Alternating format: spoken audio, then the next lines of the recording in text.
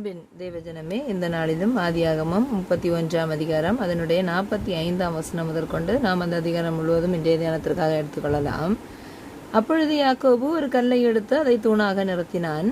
பின்னும் யாக்கோபு தன் சகோதரரை பார்த்து, கற்களை குவியலாக சேருங்கள் என்றான். அவர்கள் கற்களை எடுத்து கொண்டு வந்து ஒரு குவியலாக்கி அந்த குவியலின் மேல் போஜனம் பண்ணினார்கள்.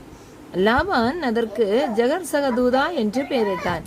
யாக்கோபு அதற்கு கலையத் என்று பெயரிட்டான். ஏன் கலையத் அப்படின்னு சொல்லிட்டு வந்ததுன்னா, இந்த குவியல் இன்று எனக்கும் உனக்கும் சாட்சி என்று லாபான் சொன்னபடினாலே அதன் பெயர் கலையத் எனப்பட்டது.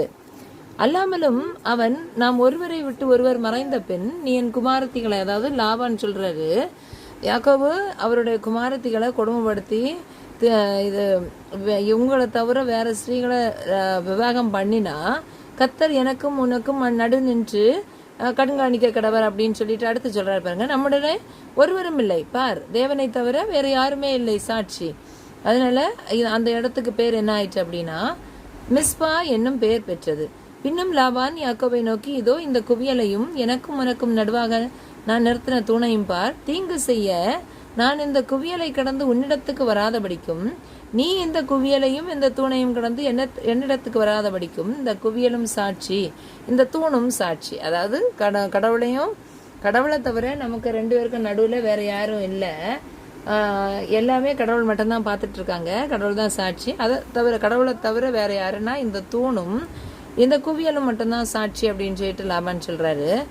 ஆபிரகாமின் தேவனும் நாகோரின் தேவனும் அவர்கள் பிதாக்களின் தேவனுமாய் இருக்கிறவர் நமக்குள்ளே நடுநின்று நியாயம் தீர்ப்பாராக என்றார். அப்பொழுது யாக்கோபு தன் தகப்பனாகிய ஈசாக்கின் பயபக்திக்குரியவர் மேல் ஆணையிட்டான். அப்பொழுது பின்பு யாக்கோபு மலையின் மேல் பலியிட்டு போஜனம் பண்ணும்படி தன் சகோதரரை அழைத்தான். அப்படி அவர்கள் போஜனம் பண்ணி மலையிலே ராத்தங்கினார்கள். லாபான் அதிகாலையில் எழுந்திருந்து தன் குமாரரையும் குமாரத்திகளையும் பேர பிள்ளைகளையும் முத்தம் செய்து அவன் புறப்பட்டு போய்விட்டான் தன்னுடைய இடத்திற்கு. யாக்கோபு பிரயாணம் பண்ணுகையில் தேவதூதர்கள் அவனை சந்தித்தார்கள். 32 அதிகாரம் 1-2 வசனங்கள் பாருங்கள். யாக்கோபு அவர்களை கண்டபோது இது தேவனுடைய சேனை என்று அந்த இடத்துக்கு மக்னாயீம் என்று பெயரிட்டான். பாருங்கள், இருவரும் லாபான் கோபத்தோடு வந்தான். எல்லா தட்டுமுட்டுகளை எல்லாம் தடவை பார்த்ததுனால் யாக்கோபுக்கு கோபம், வாக்குவாதம் உண்டாகிறது. அதற்கடுத்து இருவருக்கும் இடையே உடன்படிக்கை பண்ணி கொண்டுகிறார்கள். உடன்படிக்கை பண்ணிக்கொள்ளும் போது இருவருக்கும் இடையே தேவனை தவிர ஒருவரும் இல்லை.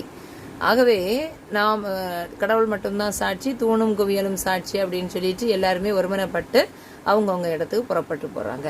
பிரியமானவர்களே, நாமும் ஒரு பிரச்சனையிலிருந்து சுமூகமான தீர்வை கண்டு பிரச்சனையை வளர்க்காதபடி இறை நாம மகிமைப்படுவதற்காக அதிலிருந்து விலகி